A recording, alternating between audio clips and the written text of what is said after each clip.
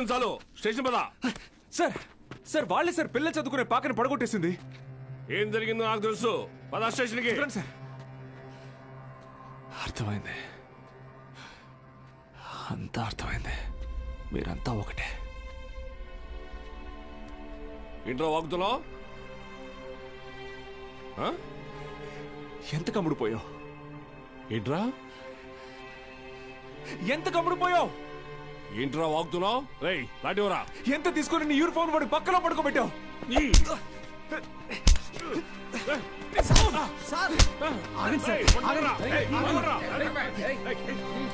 Police మీద change చేసుకుంటావా? నిన్ను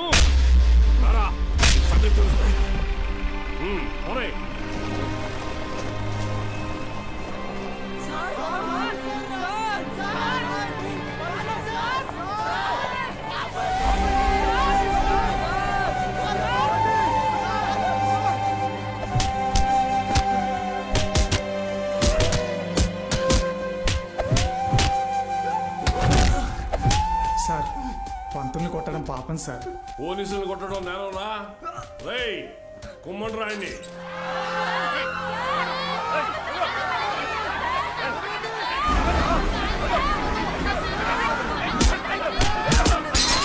అయ్యా ప్రెసిడెంట్ గారు, మన బాలు సార్ని పోలీసులు అరెస్ట్ చేశారు. మీరు కొంచెం. మన బాలు సారా? ఏంటండి బాగా క్లోజ్ అయిపోయినట్టున్నారు? అది కాదు, కారణం లేకుండా కొట్టడానికి పోలీసు వాళ్ళకి ఏమైనా పిచ్చా? వాడు మన సుబ్బయ్య పొలాన్ని ఆక్రమించాడు, సుబ్బయ్య కేసు పెట్టాడు, వాళ్ళు అరెస్ట్ చేశారు. అబద్ధం. పిల్లలకి చదువు చెప్పడానికి సుబ్బయ్యని అడిగి ఆ స్థలంలో పాక వేశారు. చెప్పరా? చెప్పరా? మీకు ఫోను. ఎవరు? ఎస్ఐ గారు. హలో సార్, ఇక్కడ స్టేషన్ ముందు కాలేజీ పిల్లలు గొడవ చేస్తున్నారు సార్. 4 తగిలించండి, వాళ్లే పోతారు. వాళ్ళల్లో మీ అమ్మాయి కూడా ఉంది. ఏంటి?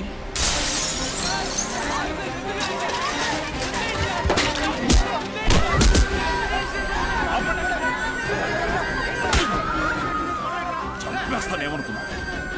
ఆపండి, ఆపండి! నోరు మూసుకుని మీ అమ్మా బాబులతో ఇంటికి పోండి. నీ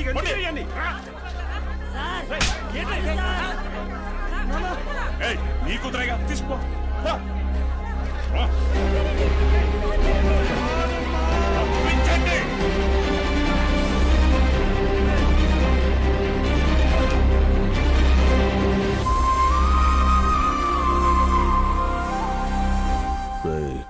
వాడిని జైల్లో వేసి గాంధీని చేయకండి. వాడు ఆ ఊరుదులు వెళ్ళిపోవాలి. హీరోలా కాదు, అనాథలా. జూనియర్ కళాశాల నిధులను కాజేసి అవినీతికి పాల్పడినందుకు గాను, సుబ్బయ్య పొలాన్ని ఆక్రమించుకోవడానికి ప్రయత్నించినందుకు గాను, న్యాయవాటానికి వెళ్లిన పంచాయతీ సభ్యుల మీద, ప్రభుత్వ ఉద్యోగుల మీద చేయి చేసుకున్నందుకు గాను బాలగంగాధర్ తిలక్ మాస్టారిని ఊరు నుంచి వెలివేయడం జరిగిందహో.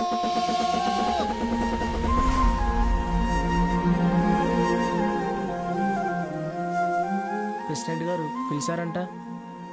చెప్పుడింది, తొందరగా కుట్టివు.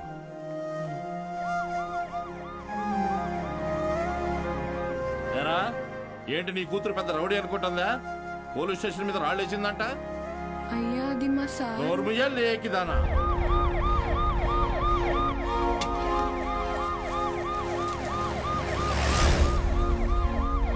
పని చూడు. అటు చూస్తున్నావే?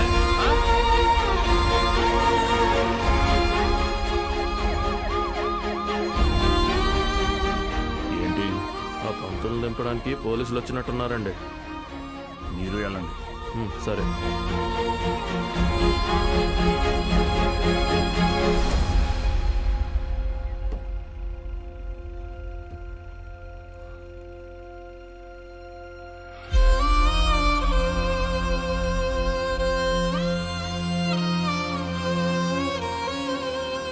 అయ్యా వద్దయ్యా, సాయం చేయకూడదు.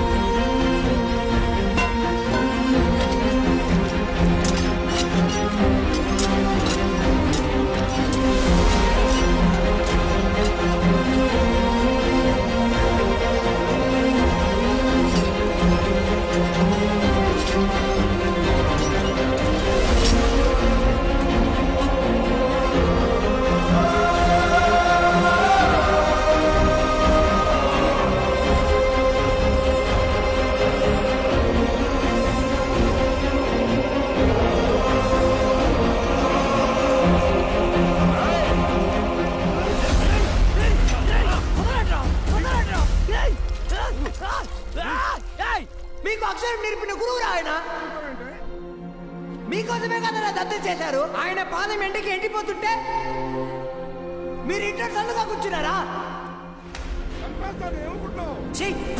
ఇది ఊరా వల్లకడా? వదలండి.